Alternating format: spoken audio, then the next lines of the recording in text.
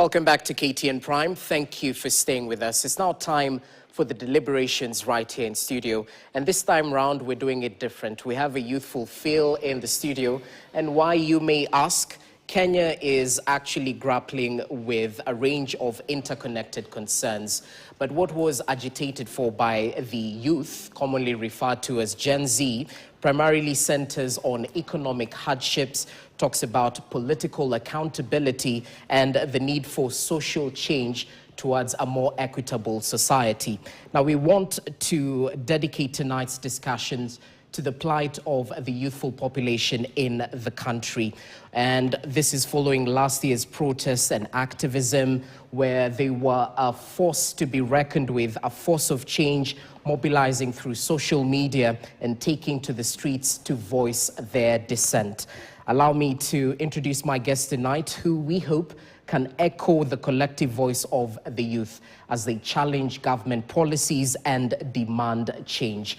I'll first start with ladies, of course, ladies first, and she needs no introduction. Narima Wako joins us tonight on the panel. She's the Executive Director of Siasa Place. Narima, it's a pleasure to have you with us. Thank you for making time. Thanks for having me. Karibu sana. It's been a long day, and we'll get to deliberate about the developments that have played out in Nairobi's Central Business District. We're equally joined by Samuel Mboro, who's a youth leader. Samuel, karibu sana, looking sharp, man. Thank you so much. Asante for making time. Thank you. Equally joined by Kareri Mushiri, who's a content creator. Kareri, karibu sana. Thank you very much. So, content creator, all platforms or simply TikTok? Just TikTok for now. Okay. Okay, we'll get to talk more about the use of social media to advocate for change in the population. Narima, I'd like to begin with you, because starting with the very latest, Nairobi's Central Business District today was a scene of running battles, and it's not a new scenario. Every time the street protests, there seems to be running battles between police on one side, protesters on the other, and what we've had time and time again, state-sponsored goons, if I can refer to them in that manner. Unfortunately, someone is in hospital. He's actually undergoing surgery as we speak. We hope he's well. That's the mask vendor who was shot by a rogue police officer today. So, Narima, speak to the fact that justice must not only be done, but must be seen to be done. What next after the unfortunate events today? Yeah. Thanks, Jesse. So today, actually, I thought it was different. I was down there at 10, and today was the first time where I saw goons being protected by police. I've never seen that before, and it actually started very rowdy, where initially we were supposed to go to Aga Khan Walk, and it was completely surrounded, so we ended up meeting at Nation on Kimathi Street. Yeah. And so while we were there, that's now when we started to see people with borders basically surround us, and then a truck of police now followed, and doing nothing with the guys with the borders who were actually rowdy and almost prodding. At some point even, they came and started grabbing T-shirts. It was actually scary. And Were the they police... armed? No, they were not armed. Okay. They were not armed. Me, I genuinely left when I started seeing guys with the rungus. And that was now after the motorcycle was set on fire near Monrovia, near Kemu, there near Lillian Towers. That's when I was like, things are getting out of hand. And now we started seeing people coming from Globe with these rungus and stuff. And that's when I left. Okay. So today is something that I have never seen before. And it was chaotic, to say the least. So quite a lot of helicopters flying around and monitoring the situation, and even unnecessary tear gassing. There was a point we were just in one place singing the national anthem, and they tear gassed. There was even a point someone was trying to pray, and they tear gassed. And so it was not something I've seen before, so I would not say that. We're in a different dispensation. So there's still use of excessive force by police, despite court orders last year making sure that they shouldn't use live bullets, excessive force, firing mercilessly at protesters. We're still in the era of a police force, not a police service, yeah? With even more bravado. They're even braver. They're even... now doing it even more confidently, and now doing it without uniform, now trying to dress like Gen Zs. It's crazy, actually. Yeah. They are finding new forms and ways to be more brutal in insidious ways. That's what is different today. Well, was some covering their faces? Yeah, with masks, yeah. Okay, unfortunate. Yeah. Despite court orders pushing for them to be well visible, they can be identifiable and all that. Let's just hear from the rest of the panelists, because Samuel, mass protests are evolving in Kenya. Gone are the days where crowds would be paid to conglomerate. This time round, it's an organic crowd. People turn up because it's issue-based. They're pushing for a certain call to action that they need to be highlighted by the powers that be. As a youth, as a Gen Z, quote unquote, talk to us about this use of excessive force by police. Does it serve as a deterrent? Are youth now afraid to turn out in large numbers in the streets to protest, which is a right under the Constitution, or does it fuel the fire? Now that you've done that, we'll turn out even in larger numbers next time. Talk to us about it. Thank you so much, and thank you for having us today. I'm Samuel Buru, a youth leader. I hail from Nyandarua. And I would say, I think one of the saddest video I've seen is today of a young man who was fighting for his life helplessly, as his soul was almost living her life on her body. And the young man, the biggest mistake he did, he was just hustling for a living. It begs the question, which country are we living in? Are we abusing the democracy of this country? And I think we are giving politicians too much power. And the Constitution of Kenya 2010, it ought to be followed. If at all it can't be followed, we beg to ask, what is the need of having it if at all the Constitution in place is not followed? And maybe to add, whatever maybe the government is doing today by using excessive force and brutality by the police, it is not only stopping, and it can never stop the revolution that is coming and that has started. It is only adding more salt to the injuries that has been there. The lives that we have lost just because of power. It begs the question, how much enough blood is enough? Where did humanity go? You know? And I think going back to last year, Gen Z's demonstrations, or maybe maandamano, it was a turning point for Kenya. And I think this time loud, it will not be easy. Whatever has started so early, and the government cannot contain it. We expected that this government will listen. I saw the video on the young man who was shot. Just a hustler, let me call him a hustler. He was fighting for his life, and the family, or his family, was expecting that today dad, maybe his children and his wife, will come back home with a bread. Sadly, he's lying helplessly in the hospital. I think as a country, there is much that is needed to be done. Okay, interesting. Mushiri, as you come in, there's usually, there are people who are called social media activists, and there are those who are called, streets. They go to the streets, they get the tear gas and all that, and chant and all that. Let's differentiate. Where do you lie? Are you a social media activist, or are you hands-on as well? Talk to us as you reflect on the scenes that characterize today's protests and the unfortunate shooting of one of the face masks vendors in Nairobi CBD. Thank you very much. First of all, some of us are both. We are both social media activists and we are also street activists. For example, I was there in the last year's protest. Okay. I was also there today demanding justice for Alberto Juang.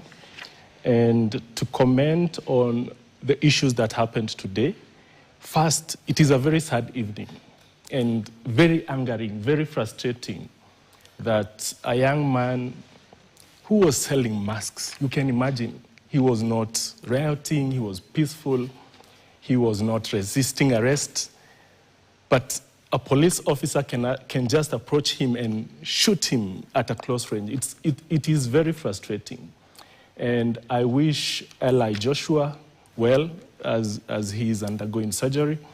And what we saw today were Kenyans coming out in large numbers to exercise their democratic rights.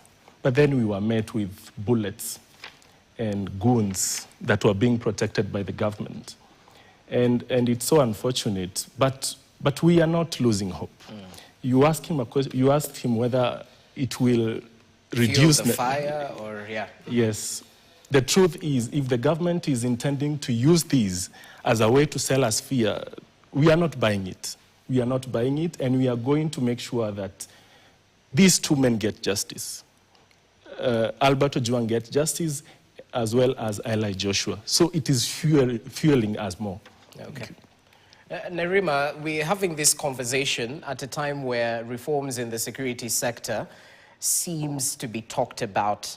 Just yesterday, the CS for Interior talked about these reforms, CCTV cameras in all over 1,000 police stations across the country, including auditing of their performance in the sector, training and all that.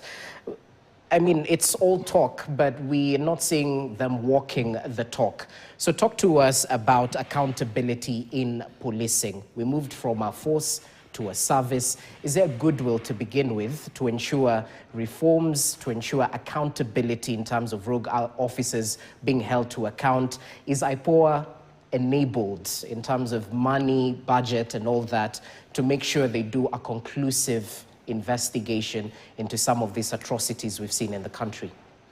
The only way we can see accountability is when we see heads rolling. The fact that someone can say that they're stepping aside rather than resigning is a slap in the face to the Kenyan people. There's no sense of accountability. 2024 alone, to date, we have 65 plus young men who've been shot related to police. And we've seen nothing. Rex Masai's case continues on Thursday. And it's 1 year since he was shot on 18th of June last year. And it's unfortunate that his mother has to continue living with that burden and family members with absolutely no compensation, absolutely no answers.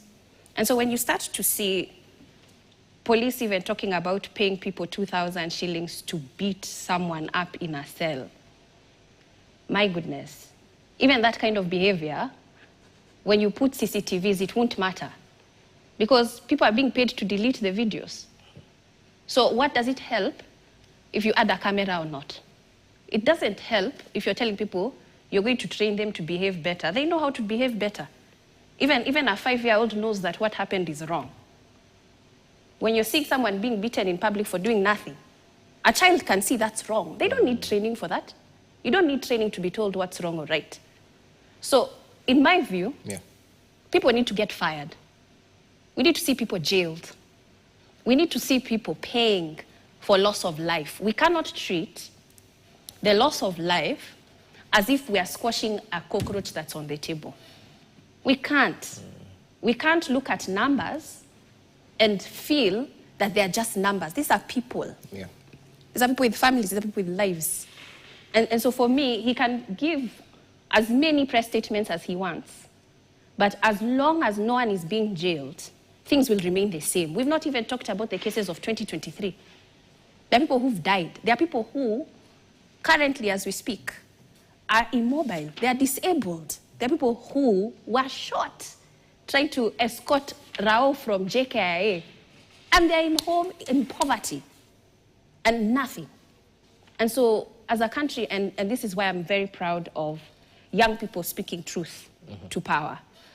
We see that we cannot continue to live in our country in this manner, where people who are demanding for justice are being met with brute force. I mean, it's like the world we live in is upside down, where to be good, you're being punished.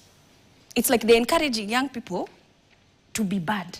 In fact, when you're bad, when you cheat in exams, when you don't get true certificates, when you pay people and goons to enter political power, ukitumia pesa ya wash, utafika siasa, watu ndo watakupigia kura. That's what we're encouraging. It's backwards. Yet the good people, like someone this day selling masks, is shot in the head. While we're seeing people stealing laptops and they're getting away with it. No.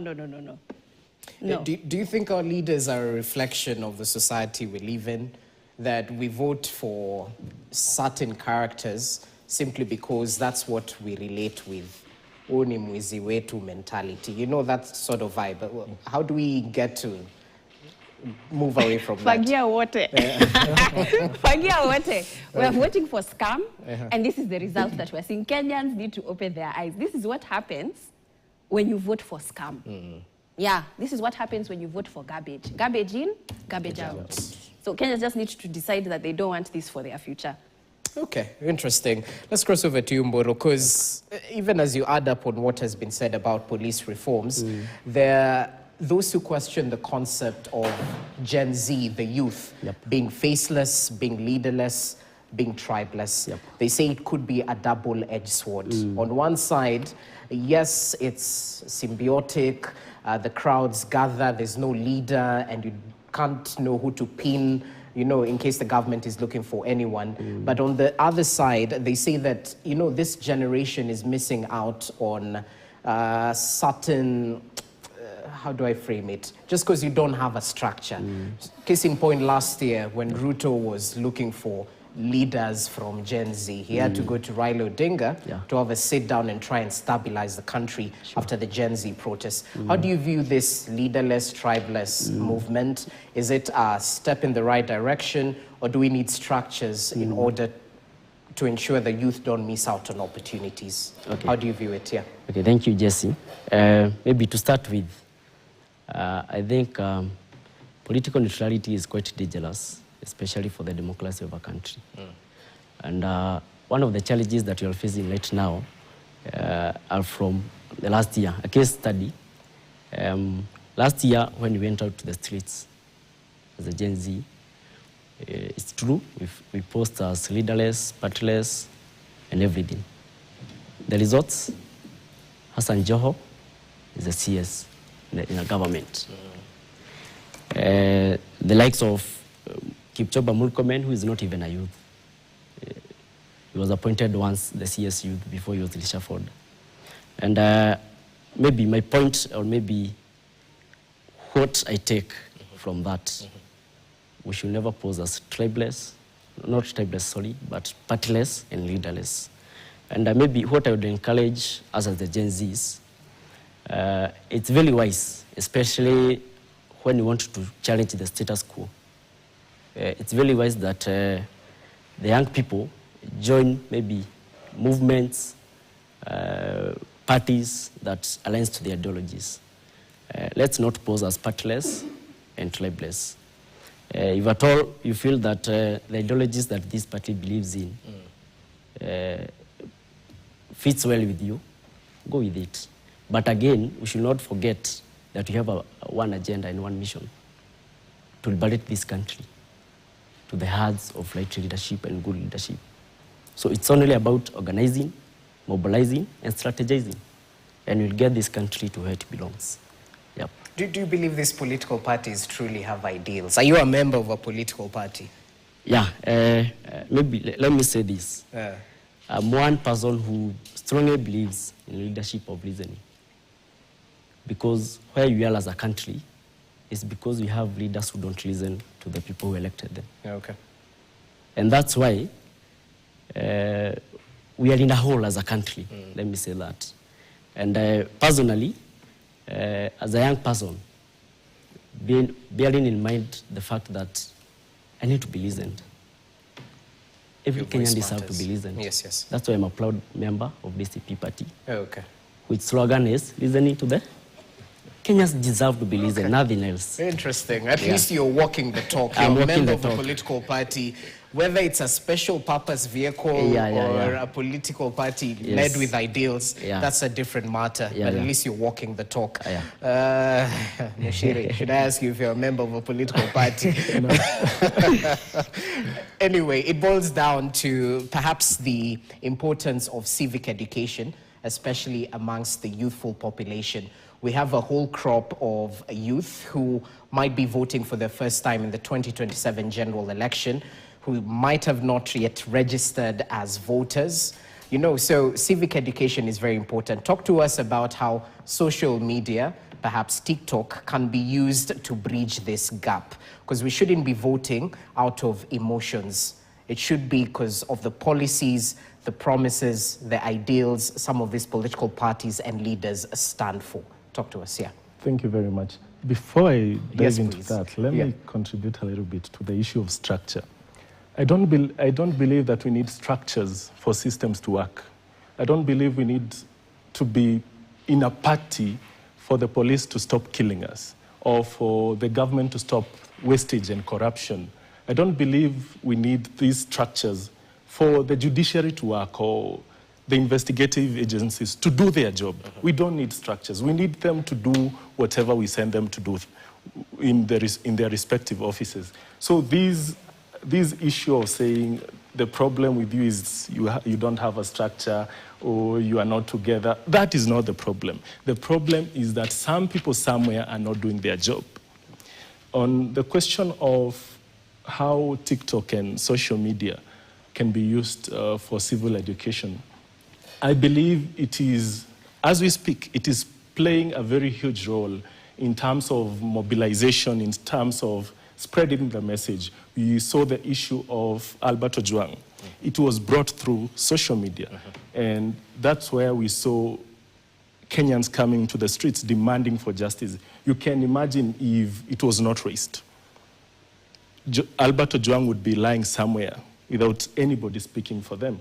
We saw last year, June 25th, it was also communicated through social media.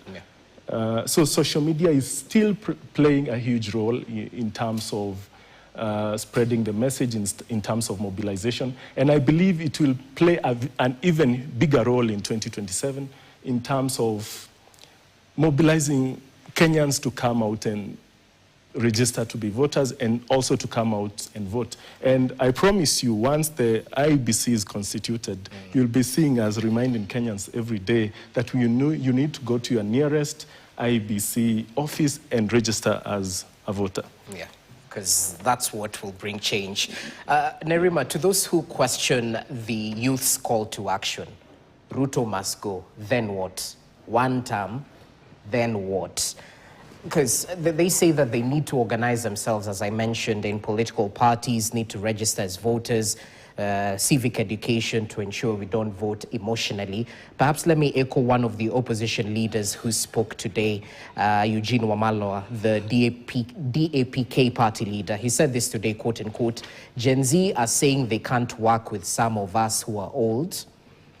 They want to have their own Gen Z president. That will play right into Ruto's hands. If we split up, Ruto will have a second term. So what's your view on mainstream politicians and the traditional youth representatives? Is it a case of fagia wote, we'll have our own solutions to our problems, or we can inculcate them since they're not part of the solution, but they're equally, how do I put it, not part of the problem, but part of the solution.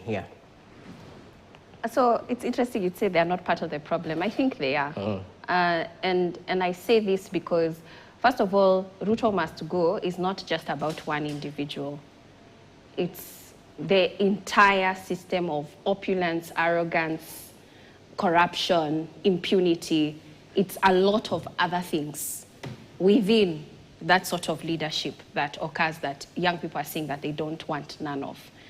What's happening here is they're used to mobilizing in a certain way, But because of technology, because of social media, organizing has changed, and they're trying to keep up. You know, we have countries like Estonia, where political parties organizing and even elections is completely digital. We have countries that exist. We have countries that are testing and playing around with having digitized elections, like Brazil. And so even when it comes to participation, it's changed. It's not just about a public rally, a town hall, a baraza. Right now, you don't even have to rely on a chief for information. You know, you have people like Mshiri, where you just go to social media and you check, and it's people that you trust. And we can say that even about media, where there's no longer this deep dependency for mainstream media for you to get your information. Even sometimes, media relies on social media platforms and alternative platforms for news. Yeah. So it's changed. What we're witnessing is a political elite trying to grapple with being left out. FOMO. So now, here are these young people who organized a protest last year that was so massive, something they have never seen in their entire lives, without involving them. Frankly speaking, it's very, very clear. Young people have shown, by the way, we can mobilize each other without you. But they are forcing themselves on the people and saying, you still need us, you still need us. And for me, I think when it comes to change, change is very, very scary because it's new, it's different, you're not sure. What they're grappling with is change. What will it mean when I'm not at the table anymore? Because they know how important it is to be at the table. That's why they are making sure nobody else gets to the table. This is the conversation we need to be having. It's about bringing somebody new to the table, somebody that you don't know. Because these guys all know each other since university. Since university. So you can't come and tell me here that you being in leadership has made Kenya so fantastic that we still need you. What's so bad with giving younger generations the opportunity? What's so bad? You've had, what, 50 plus years? So why not? And so for me, I'm saying we need all generations, but perhaps it's time for older generations to actually learn. There's something called reverse mentorship. That's where we are. Where they need younger people to understand the dynamics of the globe. We're talking about not just climate change, we're talking about the dynamics of global power and foreign affairs are changing. Things they've never seen before, neither have we. So what's so bad in terms of people like Eugene Wamalwa deputizing somebody young? What's so bad? Is it because we're ageist? Is it because we think young people don't have solutions? That because you're older, you're the one who knows the way forward? But we've been letting you showing us the way forward, and you're showing us the wrong direction. So even in the Bible, it says there are even people like Timothy who had, in their youth, had to tell elders, hey, we're going in the wrong direction, and I will lead you by example. This is the moment for Kenya, where young people are saying, we want to lead you by example, but our older generations willing to learn. This is reverse mentorship. It's not just willing to learn, are they willing to equally step aside? No, they are not. Ah, interesting. Okay, we'll be back with the conversation right here in studio. We take a short break. Our panelists are still with us. Remember, the youth are the future. So this is a conversation we can't afford not to have. We'll continue with the deliberations right after this short break. Stay with us.